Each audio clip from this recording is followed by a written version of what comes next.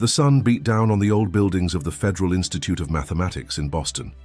It was one of those days when the heat seemed to melt even the numbers on the classroom chalkboards. Nathan Miller, a 17-year-old boy, gazed out the window, while Professor Diana explained some concept about differential equations that he had mastered years ago. Nathan had lived in the United States since he was 5, when his parents, British researchers, decided to accept permanent positions at Humiliates. Despite the accent he still carried when speaking English, he felt more American than British. What few knew was that behind those distracted eyes that always seemed to contemplate the horizon beyond the classroom lay a mind capable of deciphering the most complex mathematical enigmas. Mr. Miller, it seems my lessons aren't interesting enough to keep you focused. Professor Diana's voice cut through his thoughts.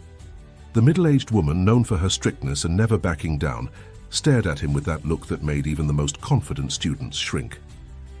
The other students laughed discreetly, satisfied they weren't the center of attention. Emily Thompson, seated in the front row as always, turned to look at Nathan with an expression mixing pity and amusement. "Since you seem to know the subject so well that you can afford to daydream," Diana continued, adjusting her glasses on her thin nose, "perhaps you can show us how to solve this problem." The professor went to the board and, with precise movements of the chalk, wrote an equation so complex that it made the other students furrow their brows in confusion. Nathan recognized it immediately. It wasn't just a difficult equation, it was a famous equation considered unsolvable by conventional methods. One of those problems mathematicians spent decades trying to decipher without success. "Come, Mr. Miller, show us your solution," Diana challenged, extending the chalk in his direction with a contained smile, certain she would finally put the distracted young man in his place. Nathan hesitated. For years, he had hidden his talent, solving problems only in notebooks he kept hidden under his bed in his small apartment in Cambridge. His father, Robert Miller, always told him that true talent didn't need applause, and Nathan took that advice seriously. "We're waiting, Nathan," Diana insisted, as the silence in the room grew heavier. With a sigh, Nathan stood up and walked slowly to the board. His fingers touched the chalk that the professor held, and for a moment he considered simply saying he didn't know the answer. It would be easier, safer, but something inside him rebelled. Maybe it was the suffocating heat of that afternoon, or maybe it was the fatigue of pretending to be just another average student, when his mind buzzed with solutions and theorems that even his teachers didn't fully comprehend. "All right," he said, taking the chalk. The following minutes would forever transform Nathan Miller's life. As he wrote on the board, using an approach that no one in the room had ever seen, the initial silence of mockery transformed into amazement. Professor Diana, who had started observing with a sarcastic smile, now had her eyes wide with perplexity. "This can't be right," she muttered, approaching the board to check the calculations. "You're using a methodology we don't teach here." "Actually," Nathan responded without stopping writing, "I'm adapting Hamilton's nonlinear connection theorem with a variation that occurred to me when I was studying." He continued explaining, while working, his hand moving fluidly across the board, filling it with a dance of symbols and numbers that seemed to have a life of their own. The room was completely silent now, everyone hypnotized by the demonstration. When Nathan finally put the final period on his solution, he turned to find not only the students and Professor Diana in a state of shock, but also Principal Alexander. Brooks standing at the door, observing with interest what was happening. "What do we have here?" asked the principal, entering the room. Brooks was known for his past as a mathematics professor at Stanford, before moving to Boston to direct the institute. His experienced eyes quickly scanned the equations on the board. "Mr. Miller just solved the Bernstein-Robinson equation using an unconventional method," Diana responded, her voice betraying a mixture of disbelief and reluctant admiration. The principal approached the board, studying each line with meticulous attention. The other students watched in silence, trying to comprehend what was happening. Emily Thompson looked at Nathan as if seeing him for the first time. "Young man," Principal Brooks finally said, turning to Nathan, "do you have any idea what you've just done?" The news about Nathan's feat spread through the Federal Institute of Mathematics in Boston like wildfire. In less than 24 hours, his name was circulating through the corridors of MIT, and in a week, the national academic community was buzzing with comments about the young prodigy who had solved an equation considered impossible. Nathan, however, tried to maintain his routine. Sitting on the small balcony of his apartment in Cambridge, he observed the Charles River, its waters gently rippling in the Boston night breeze. "I didn't want this to happen," he confessed to his mother, Jessica Miller, a biologist who had fallen in love with America as much as with her husband. "Everyone is looking at me differently now." Jessica tucked a strand of blonde hair behind her ear and smiled at her son. "Sometimes, Nathan, life pushes us to places we didn't plan to go. Maybe it's time for you to let your talent shine." The phone rang inside the apartment, interrupting the conversation. It was the fourth call that day.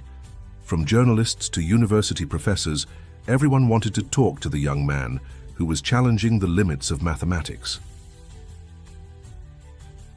The following Monday, when Nathan arrived at the institute, a tall, elegant man was waiting for him in the hallway. He wore a well-cut suit that contrasted with the casual environment of the school. "Nathan Miller?" the man asked, extending his hand. "I'm Dr. Richard Thompson, professor at Princeton University and currently a visiting researcher at MIT. I'd like to talk about your work." Nathan felt a chill down his spine as he recognized the name. Richard Thompson was a legend in the field of theoretical mathematics, author of theorems that had revolutionized contemporary mathematical thinking. And he was also Emily's father, his classmate. "It's an honor, sir," Nathan replied, shaking the professor's hand with a mixture of nervousness and admiration. "The honor is mine," Thompson replied with a genuine smile. "I'm organizing a symposium at MIT next week, and I'd like you to present your solution. It will be an opportunity to share your method with some of the biggest names in mathematics currently in the country." The proposal left Nathan speechless. A symposium with renowned mathematicians? The mere thought made his stomach churn.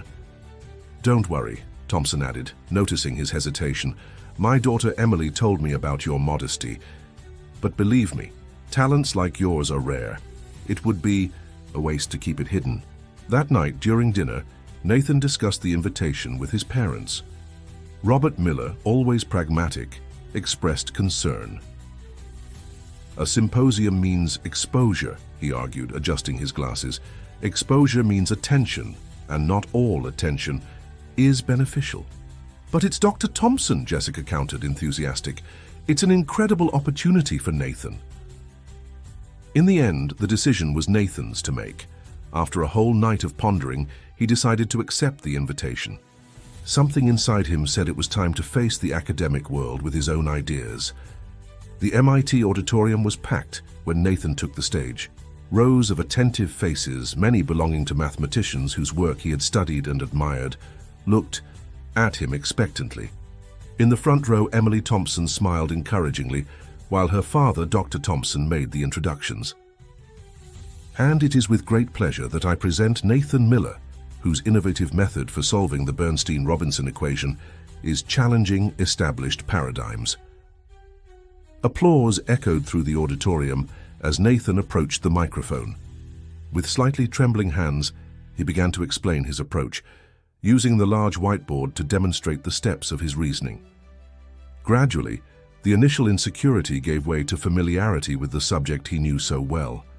For almost an hour, Nathan led the audience through his solution, answering questions and elaborating on concepts with a clarity that surprised even himself. When he finished, the auditorium erupted in enthusiastic applause. Mathematicians stood up, some nodding in approval, others clearly amazed.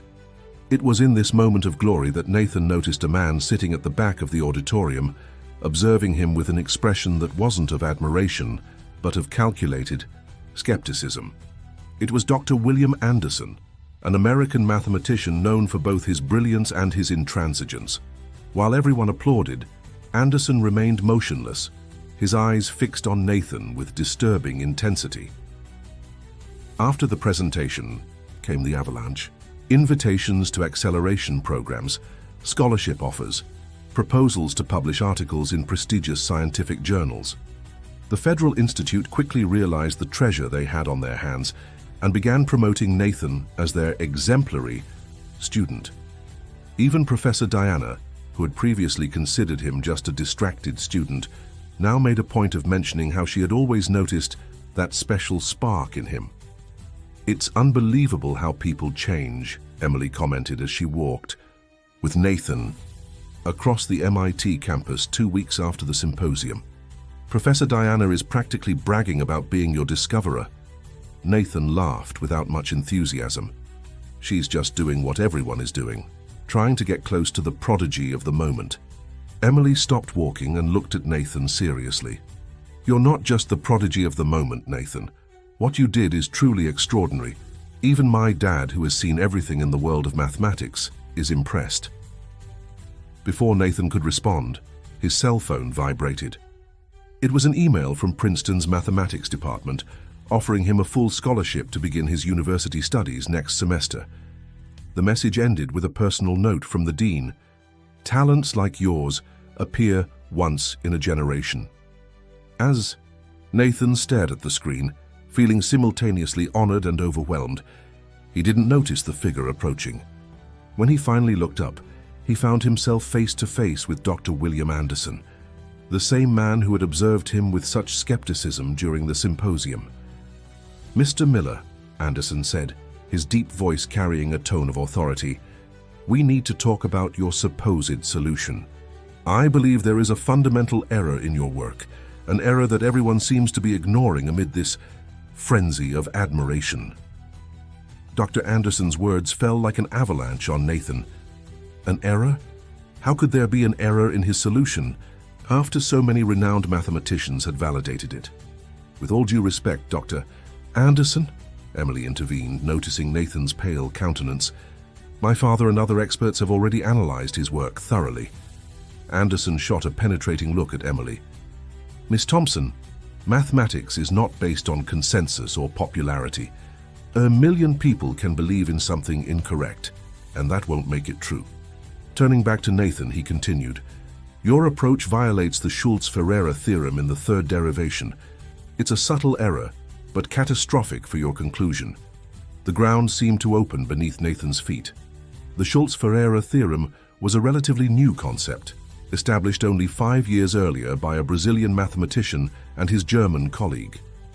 Nathan had superficially studied the work, but hadn't considered its implications for his own solution.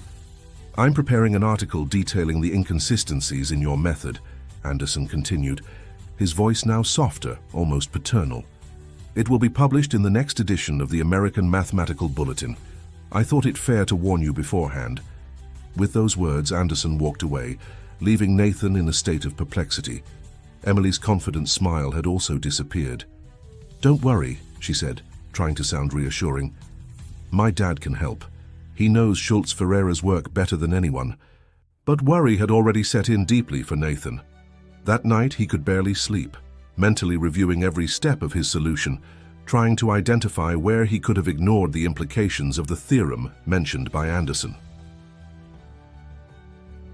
The next morning, Dr. Thompson's email confirmed his fears. There was indeed a possible conflict between his approach and the Schultz-Ferreira theorem.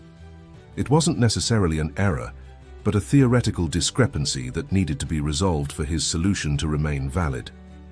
The news about Anderson's challenge leaked quickly, and the same media that had celebrated Nathan as a prodigy began to question whether he was just another case of scientific error amplified by premature enthusiasm.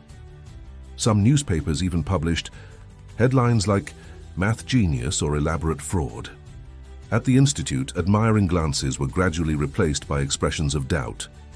Even Professor Diana, who had tried to associate herself with his success, now kept her distance as if already foreseeing the young prodigy's fall. "This is ridiculous," Robert Miller vented during dinner, throwing the newspaper with one of the sensationalist headlines on the table. "They elevated him to the heavens without fully understanding his work, and now they throw him to the wolves for the same reason." Jessica tried to maintain optimism. It's just an obstacle, Nathan. All great scientists faced challenges. This is your opportunity to prove your true worth. His mother's words resonated with Nathan for days.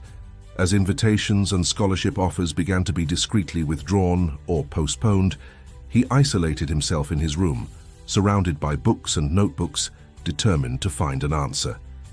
It was during one early morning, when the city of Boston finally quieted down, that the revelation came. Nathan was rereading the original Schultz-Ferreira article for the 5th time when he noticed something. The theorem in question assumed a condition of continuity that his solution actually elegantly circumvented. It wasn't an error, but an unrecognized extension of the theorem itself with trembling hands. From excitement, Nathan began to write furiously, developing a formal proof that his method not only respected the fundamental principles of mathematics, but also expanded the reach of the Schultz-Ferreira theorem to cases previously considered impossible. By morning, exhausted but triumphant, he sent his response to 3 people: Dr. Thompson, Dr. Anderson, and, in a last-minute decision, to Dr. Eduardo Schultz himself, who taught at the University of São Paulo in Brazil. Schultz's response came first, surprisingly quick. It was short and direct. Fascinating. I need to talk to you immediately. 2 days later, Nathan was in a video call with Schultz, explaining his vision. The Brazilian mathematician, a middle-aged man with graying hair and intensely curious eyes, listened attentively, occasionally asking incisive questions that demonstrated his deep understanding of the subject. "You know, young man," Schultz said after hours of discussion, "when I published my theorem with Ferreira, we knew there were limitations. What you did was identify a path we didn't explore." He smiled broadly. "This isn't an error. It's an evolution." With Schultz's endorsement, the wind began to change again. Dr. Thompson, who had never completely abandoned Nathan, organized a special conference at MIT, where the young man could present his formal defense, with Schultz himself in attendance virtually. The auditorium was even more crowded than the first time. Photographers and journalists jostled to get the best angle. In the front row, Nathan's family and Emily watched anxiously, and in the center of the 3rd row sat Dr. Anderson, his expression unchangingly skeptical. When Nathan took the stage, there was a moment of absolute silence. He looked at the crowd, at all those who had acclaimed him and then questioned him, and felt a surprising calm. He wasn't there to impress anyone. He was there for mathematics. "Thank you for coming," he began, his voice firm. "Today I'm not just defending my solution. I'm going to show how it leads us to a deeper understanding of the Schultz-Ferreira theorem itself, and how this opens doors to problems we considered impossible to solve." For the next 2 hours, Nathan led the audience on a mathematical journey that went far beyond the original equation. With each step, each equation he wrote on the board, it became clear that he hadn't simply found an isolated solution, but developed a revolutionary approach that could be applied to an entire class of similar problems.